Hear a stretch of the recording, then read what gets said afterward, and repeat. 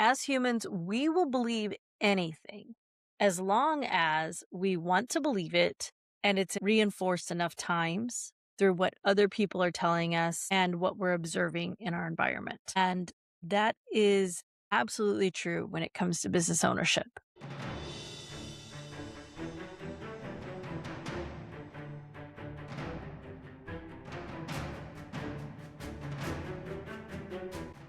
Almost every business owner I meet is stuck when they first come to us.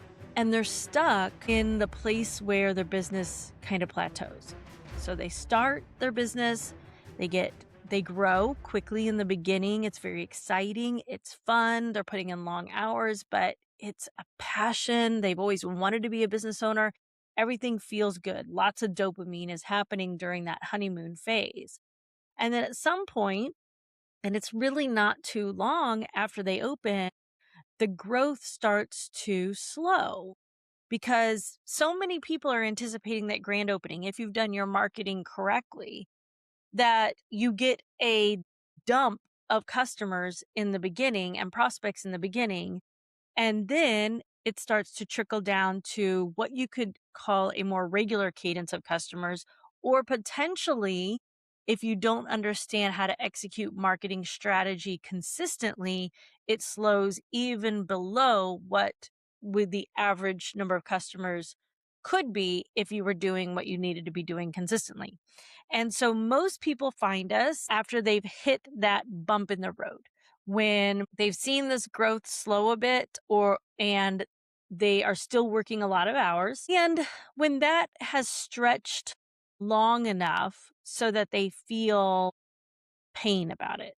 Because when it first starts to happen, they don't, they just assume, oh, it was a little bit off week. Maybe people are vacationing. Maybe there's a holiday. Maybe there's an external reason why this is slowed down and it'll pick back up. And as that stretches on, one of two things happens. Either they begin to burn out because of the long hours they're working and not really seeing the results match the number of hours they're putting in, or they are running out of capital because they're not producing enough revenue through enough sales, or a combination of the two.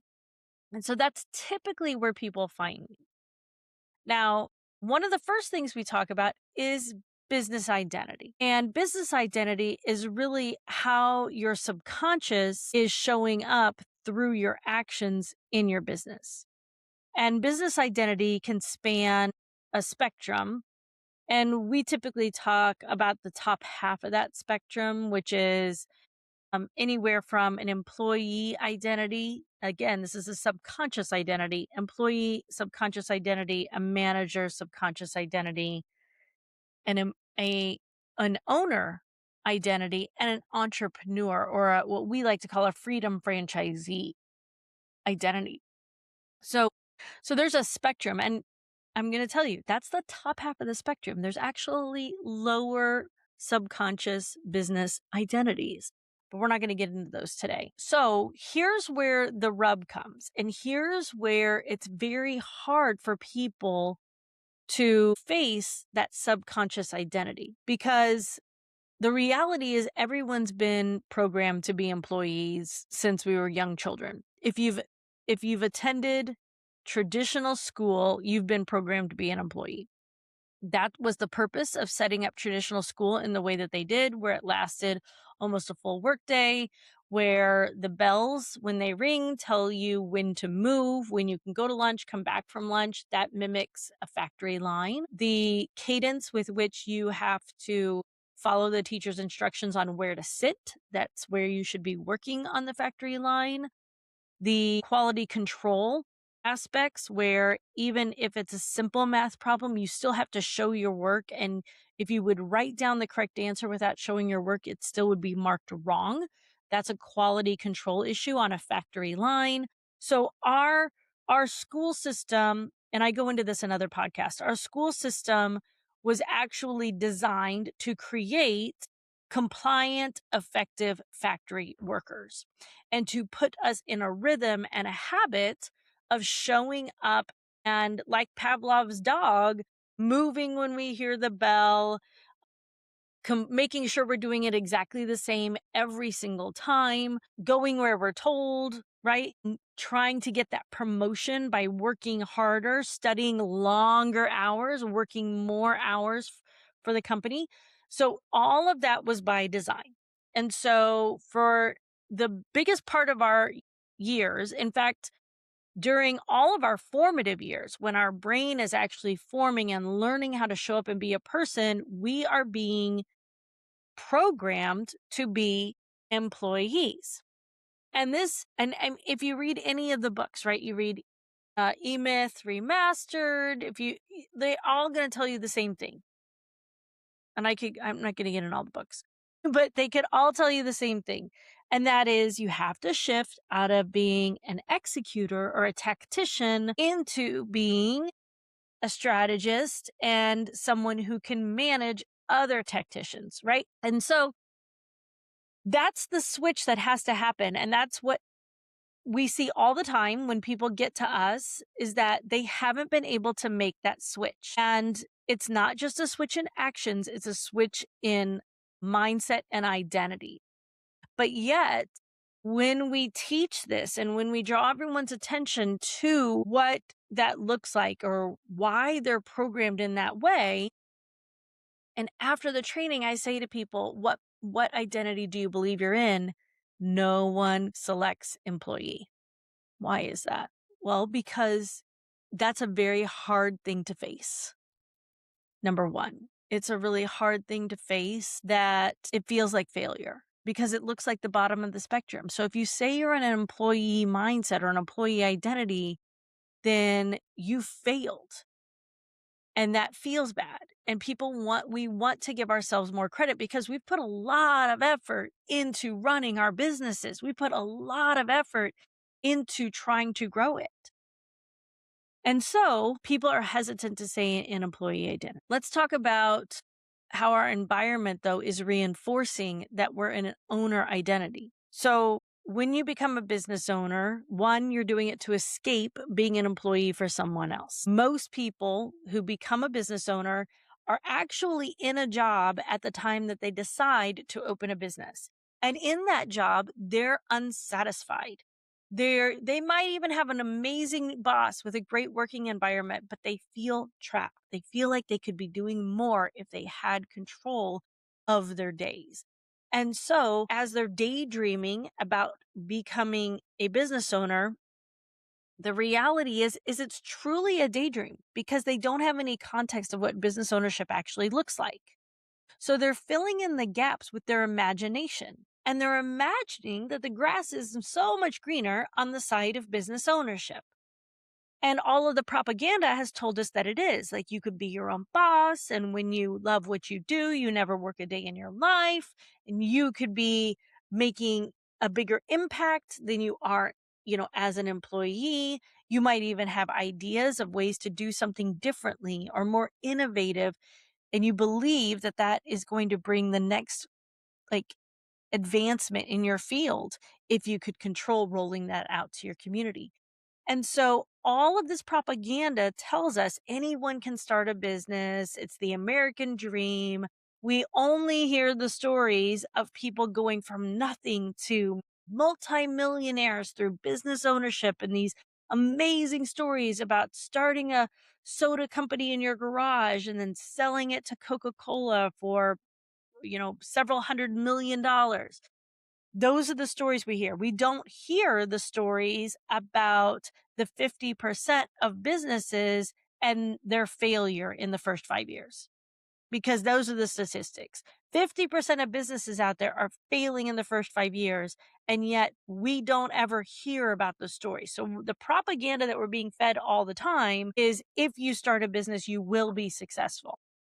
Even though the statistics say differently, our brain is receiving the message, if I start a business, I will be successful. So that propaganda is happening. Now, the minute we make the shift from employee to business owner, and remember, the shift is simply spending the money to start a business.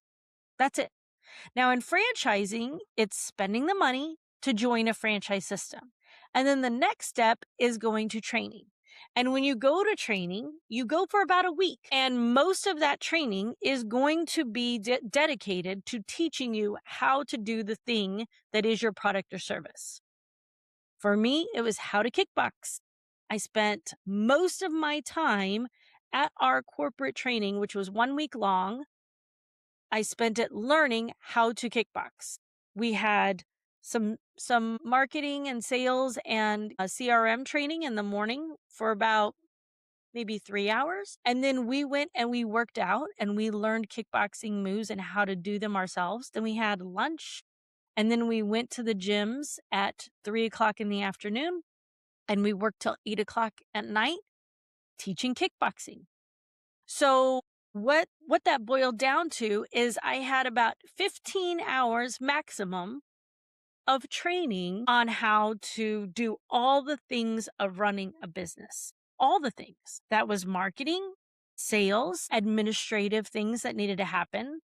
That was also cleaning the facility, choosing a location, what we should think about when we are talking to the landlord about that location. 15 hours. Now, doesn't that, when we break it down like that, doesn't that seem a little absurd? I mean, you're making an entire career shift.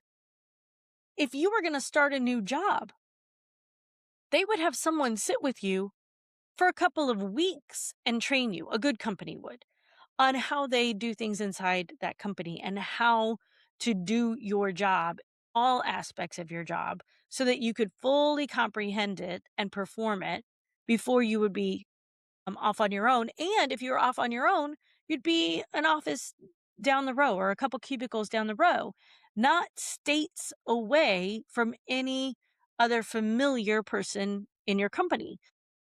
So we kind of just don't really think about this when we go through training, but when we break it down like this, you can see that it's really not a lot of training. It's like going to summer camp. It's like going to summer camp and learning a new skill and then being expected to go back to school and be one of the top performers in that skill when school starts up again without having anybody there to help coach you day to day, minute by minute on, okay, that's right. But remember this little piece we learned over the summer? Okay, you're missing that, right? So that doesn't happen. So ultimately, the big shift really is investing the money to start a business and then changing our title from whatever it was as an employee, even if it was vice president, to business owner. I own this business. I'm the president. I'm the CEO. There is no one above me in this business. So it's a title change and it's an investment of money. And that's the big difference between being an employee to being an entrepreneur. But yet, our minds, our identities, our programming that we've had for our entire lives, nothing in that has changed. Nothing in it has changed.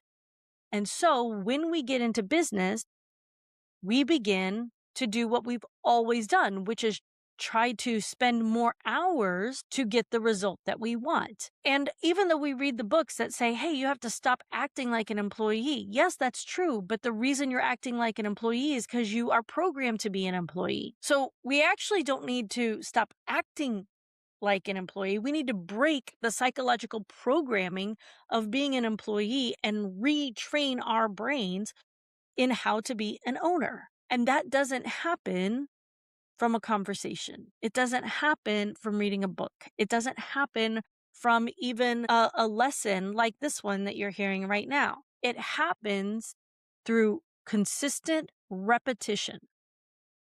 Consistent repetition, because that's how habits are formed. They're formed through consistent repetition.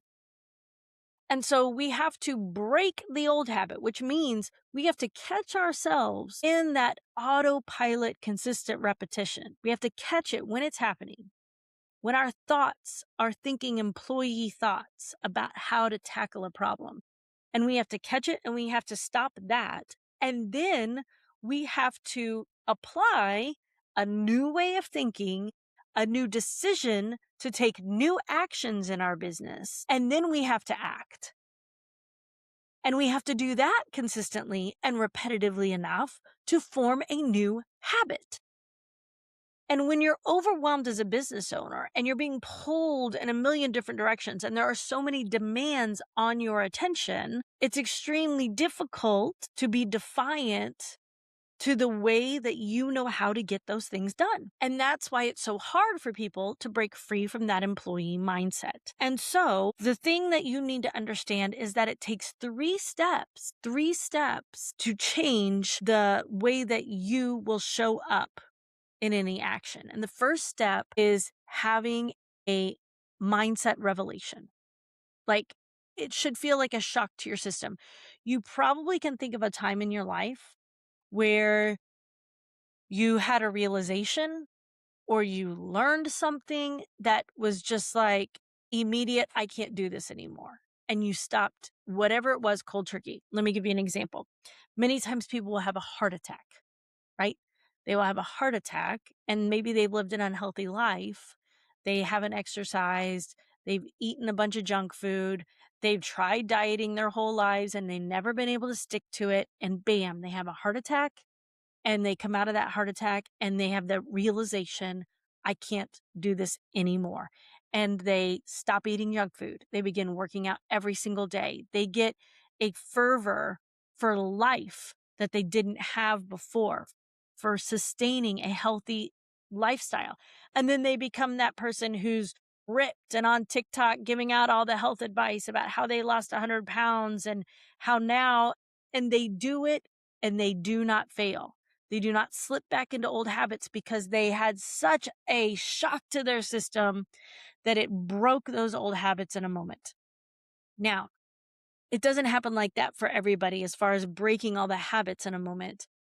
And it doesn't for them either. They have to put the work in to do it. But the determination, that mindset, that decision, that unequivocal defiance to remain who they are that has put them in this position and to become someone else, that has to happen. That has to happen. And for some people, it is a shock as far as like it will come and then they don't ever have doubts again. They just move forward on that path. But for others, they have to get up and they have to make that decision every single day until they get over the hump and that becomes a habit. And that's really hard. That's really hard because every day your body and your subconscious are tempting you to slide back into who you were pre-heart attack. Or in our case, who you were pre wanting to become an owner mindset, not who you were before buying the business. Because the reality is most business owners maintain that subconscious identity of employee through buying the business and through operating the business, sometimes for several years. So that determination, that decision has to happen that you will no longer be that person and you will now step into the person you are meant to be. That's number one. That has to happen first.